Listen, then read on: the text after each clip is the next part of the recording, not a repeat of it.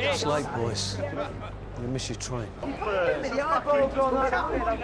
Fucking there's your tits! You miss your train. Who are you? A fucking nut! Hey, don't fucking touch my boy!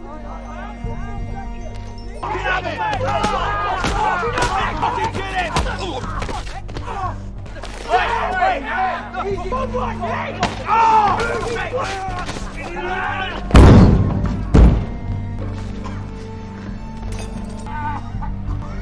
Now you've missed your train.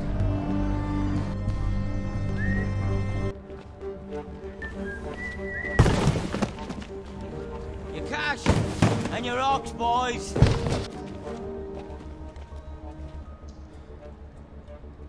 Don't remember me, do you? I'm surprised. You got a knife? I got a spoon.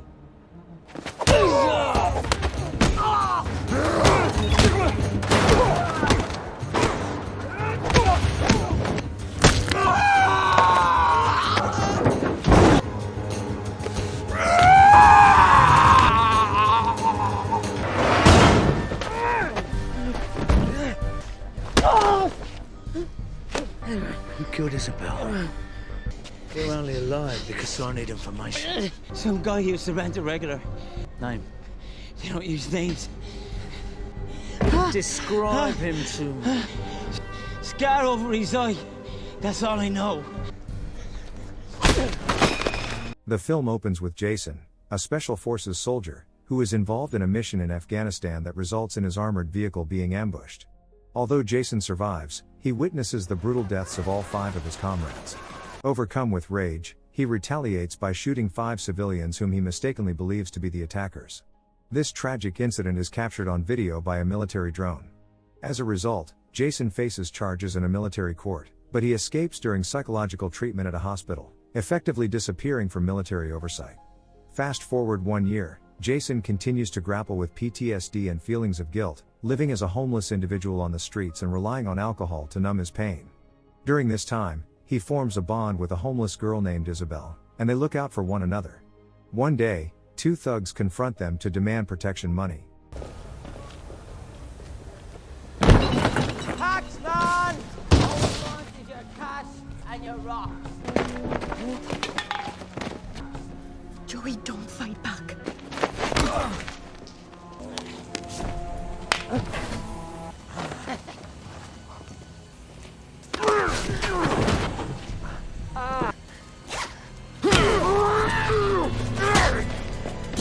Run, Isabel!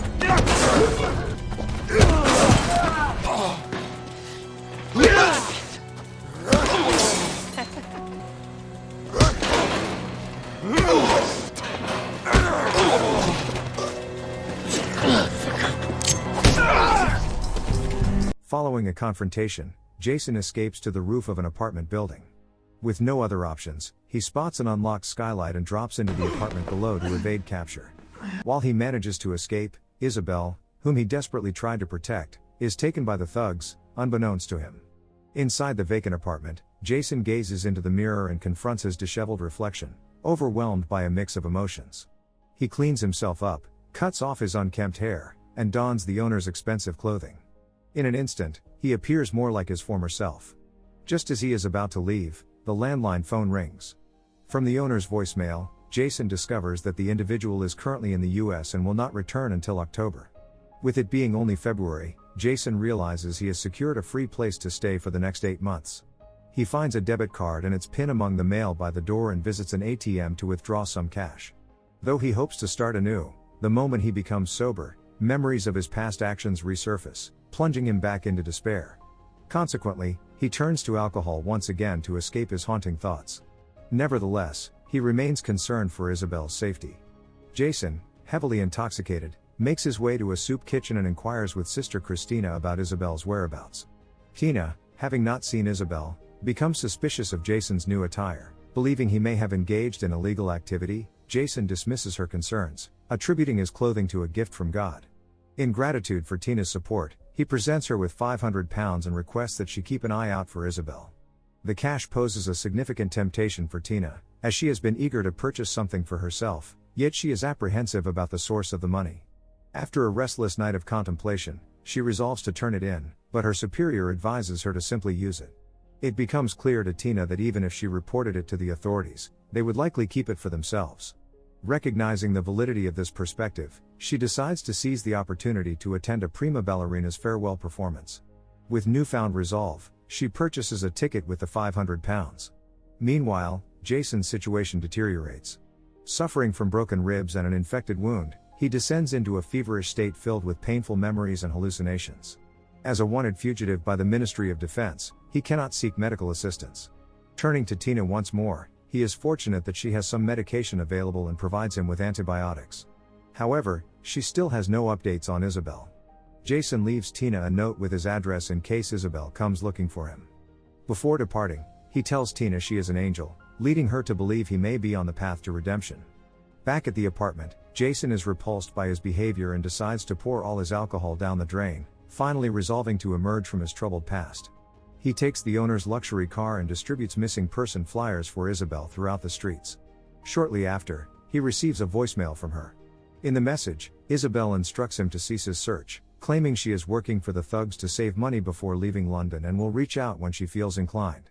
Although Jason experiences a sense of relief, he remains unaware that Isabel is being coerced into prostitution by the same individuals and that her message was recorded under duress. Unbeknownst to him of the unfolding tragedy, Jason embarks on a journey of self-reinvention.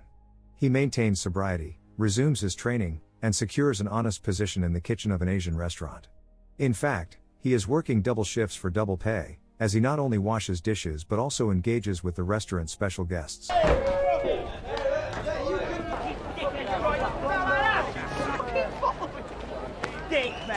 It's late, boys. I'm gonna miss your train. I'm fucking there's your tits. I'm gonna miss your train. Who are you? A fucking mouth? Hey, don't fucking touch my boy! Get it! Fucking get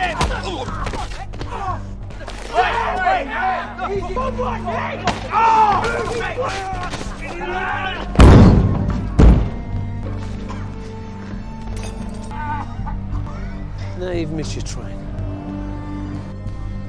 His impressive demeanor captures the attention of the manager, who realizes that Jason's talents are being underutilized in the kitchen. Consequently, he introduces Jason to the owner, Mr. Choi. It becomes apparent that the restaurant serves as a front for the local Asian mob, and Mr. Choi is in need of a driver, not for airport pickups, but for more illicit activities. Eager for financial gain, Jason accepts the position without hesitation, becoming the gang's designated problem solver. His lethal skills and unwavering efficiency quickly elevate him to the role of Mr. Choi's top enforcer, and he soon accumulates significant wealth.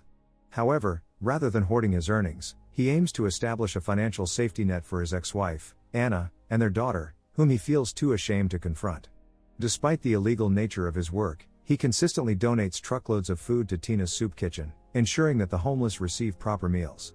By July, Jason gathers the courage to visit Anna. Her reaction is one of devastation. She screams and cries upon seeing him. Since his disappearance, child support payments ceased, leading her to lose her job and resort to desperate measures to keep a roof over their heads. Overcome with guilt, Jason urges her to hold on a little longer, assures her that he will rectify their situation, and leaves behind a substantial amount of cash before departing. A few days later, Tina delivers heartbreaking news. She has learned from the authorities that Isabel has died and possesses morgue photos as evidence. Confronted with the sight of Isabel's lifeless body plunges Jason into profound anguish. Tina informs him that the autopsy revealed she had been raped and had succumbed to drug addiction before her death. Enraged by this revelation, Jason resolves to abandon his clean gangster persona. He is now driven by a thirst for vengeance and sets out to track down the two individuals responsible for Isabel's abduction. Your cash and your ox, boys.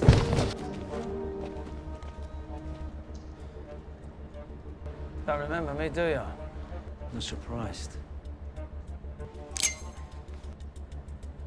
You got a knife? I got a spoon.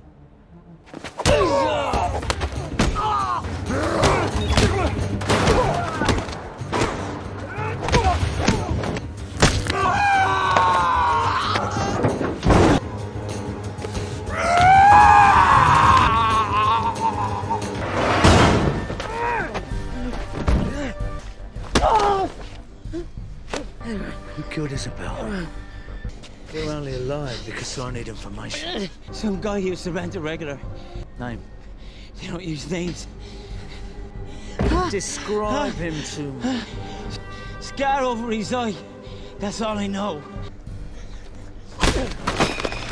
After inflicting some injuries, Jason uncovers the truth. Isabel was brutally murdered by a disturbed client, a man in his 30s with a noticeable scar above his eye. Locating one individual in such a large city is akin to finding a needle in a haystack. Although Jason considers contacting the police, his status as a wanted man leads him to seek Tina's assistance, hoping she can relay his findings to law enforcement. Later, Jason presents Tina with a long dress, and they arrange to meet at a photo gallery. When Tina arrives wearing the flowing red dress, Jason is taken aback by her appearance. The mutual attraction is palpable, but Tina, feeling overwhelmed, quickly states that she is only there for information regarding the killer. After Jason provides her with the details, they find themselves in a back alley. A bit intoxicated and feeling liberated, Tina begins to dance in her red dress, momentarily casting aside the convent's strict rules. The atmosphere becomes charged, and following her instincts, Tina leans in to kiss Jason. However, as soon as their lips meet, she regains her composure and abruptly leaves. Nonetheless, that kiss conveyed everything Jason needed to understand. Subsequently, Jason continues to work for the mob while awaiting updates from Tina. Who the fuck are you? You owe Mr. Choi money. What the fuck do you know about Mr. Choi? It's my boss. Mr. Choi only employed Chinese. Tell Mr. Choi, I'll send him a check. Lash. Give me the fucking cash.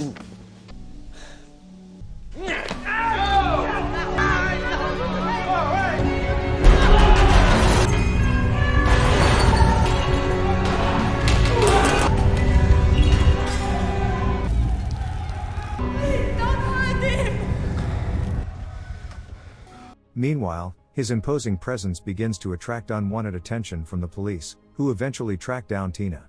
In an effort to protect Jason, she compromises her principles and fabricates a story. When they reunite, Tina is visibly upset. She grapples with her growing feelings for him while recognizing that her life as a nun and her troubled past could lead to disastrous consequences. Her frustration intensifies when she realizes that the police are indifferent to the murder of Isabel, dismissing it because she was a sex worker. In response to this negligence, Jason resolves to take matters into his own hands through more traditional means of violence. On their way back to the convent, Tina finally begins to open up about her feelings. She confides in Jason that she had always aspired to be a ballerina, but her father compelled her to pursue gymnastics instead. During her teenage years, she endured abuse from her coach. After suffering for an extended period, she reached her breaking point and took drastic action against him.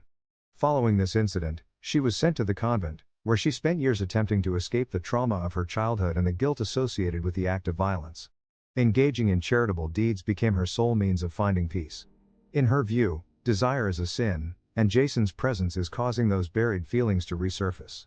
To alleviate her internal struggle, she applies for a transfer to Africa, effective October 1st. In the meantime, seeking justice for Isabel, Jason strikes a deal with a female mob boss. He agrees to undertake a perilous human smuggling operation that others are unwilling to tackle, on the condition that she utilizes her resources to locate the killer. Jason successfully completes the mission without any complications. True to her word, the mob boss provides him with an invitation to a gala where the killer will be present on October 1st at 7:30 p.m. When October 1st arrives, Jason invites Tina to the park to take photographs of him, both aware that this may be their final encounter. Anticipating the worst, Jason asks Tina to capture several images for both his daughter and herself. He finally drops his tough exterior and inquires if he appears to be a good man. While Tina is pleased by this change, reality sets in as she informs him of her departure for Africa the following day. Feeling devastated, Jason attempts to maintain his composure while asking about her plans. However, it becomes increasingly difficult to suppress their feelings. At the moment of farewell, Tina decides to confront her emotions rather than flee from them. They return to the apartment for one last night together, but their time is interrupted by the owner arriving at an inopportune moment, forcing them out onto the streets. Though Jason expresses a desire to escape with her, Tina firmly rejects the idea, reminding him that life is not a fairy tale. The burdens of their past and the harsh realities they face suggest they are not meant to be together. As 7 p.m. approaches, Jason visits his ex-wife's home, where he exchanges brief greetings with his daughter, who does not recognize him. He leaves behind the photographs and all the cash he has accumulated over the months. With no obligations holding him back, He heads directly to the gala. After completing his task, Jason finds himself once again intoxicated on the street. Tina quietly drapes a scarf around him and sits beside him. Later that night, Jason awakens and finally opens up to her about his past, sharing how he lost control and took the lives of 5 innocent civilians, irrevocably altering their families' lives. This haunting memory has driven him to seek solace in alcohol. As he speaks, tears begin to flow, revealing that beneath his tough exterior lies a man who yearned for a normal life. The following day, Tina departs for Africa as planned, leaving behind her red dress in her old room. On the bus, she discovers a letter from Jason containing his photograph and a farewell note in which he expresses his commitment to becoming a better man, despite life's unpredictable nature. Thanks for watching. If you are new, don't forget to subscribe for more of these recaps. Until next time, have a nice day.